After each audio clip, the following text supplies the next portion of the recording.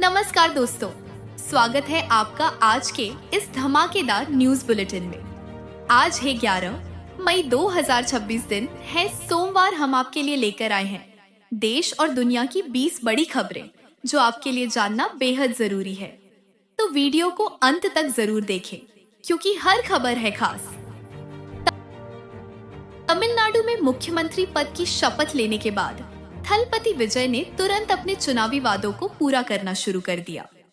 उन्होंने सबसे पहले घरेलू उपभोक्ताओं के लिए हर महीने 200 यूनिट फ्री बिजली देने का ऐलान किया।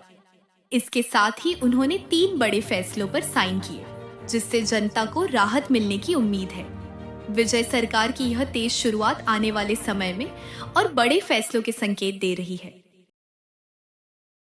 प्रधानमंत्री नरेंद्र मोदी ने आज तेलंगाना दौरे के दौरान करीब 9,400 करोड़ रुपए की कई बड़ी विकास परियोजनाओं का उद्घाटन और शिलान्यास किया। इन परियोजनाओं में सड़क, रेल, ऊर्जा और इंफ्रास्ट्रक्चर से जुड़े महत्वपूर्ण काम शामिल हैं, जिनसे राज्य में रोजगार के नए अवसर पैदा होने की उम्मीद है। इस मौके पर पीएम मोदी ने कहा कि केंद्र सरकार देश के हर राज्य के समान विकास के लिए प्रतिबद्ध है और तेलंगाना के विकास में कोई कमी नहीं रहने दी जाएगी। उन्होंने यह भी कहा कि इन योजनाओं से आम लोगों को बेहतर सुविधाएं मिलेंगी और क्षेत्र की अर्थव्यवस्था को मजबूती मिलेगी। कार्यक्रम में बड़ी संख्या में लोग और स्थानीय नेता भी मौजूद रहे। प्रधानमंत्री नरेंद्र मोदी ने पश्चिम एशिया में जारी संकट के बीच देशवासियों से पेट्रोल, डीजल और गैस का समझदारी से उपयोग करने की अपील की है। हैदराबाद में एक कार्यक्रम के दौरान उन्होंने कहा कि भारत बड़े पैमाने पर ईंधन आयात करता है, इसलिए बचत जरूरी है। इस समय तेल कंपनियों को सस्ता ईंधन बेचने से भारी नुकसान हो रहा है और कीमतें बढ़ने की आशंका भी जताई जा रही है। एशियन डेवलपमेंट बैंक (एडीबी) ने भारत की जीडीपी ग्रोथ के अनुमान में कटौती की है। इसकी बड़ी वजह अमेरिका ईरान संघर्ष के कारण कच्चे तेल की कीमतों में उछाल बताया गया है।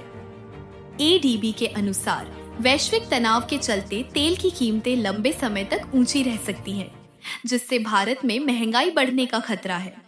विशेषज्ञों का कहना है कि इसका असर आम लोगों की जेब पर पड़ेगा और अर्थव्यवस्था पर दबाव बढ़ सकता है। प्रधानमंत्री नरेंद्र मोदी ने कांग्रेस पर तीखा हमला बोलते हुए उसे परजीवी पार्टी बताया। उन्होंने कहा कि कांग्रेस अपने सहयोगी दलों को धोखा देती है और मौका मिलते ही साथ छोड़ देती है। डीएमके को छोड़कर टीवीके के साथ जाने के फैसले पर तंज कसते हुए पीएम मोदी ने कहा कि कांग्रेस लूटे हुए पैसों के लिए आपस में लड़ती है।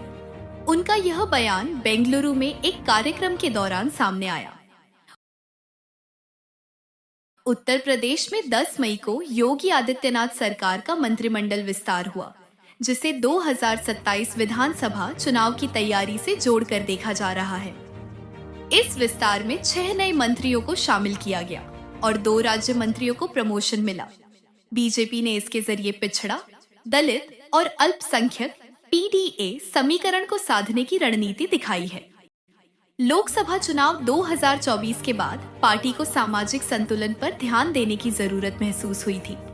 समाजवादी पार्टी के पीडीए अभियान के जवाब में यह कदम अहम माना जा रहा है।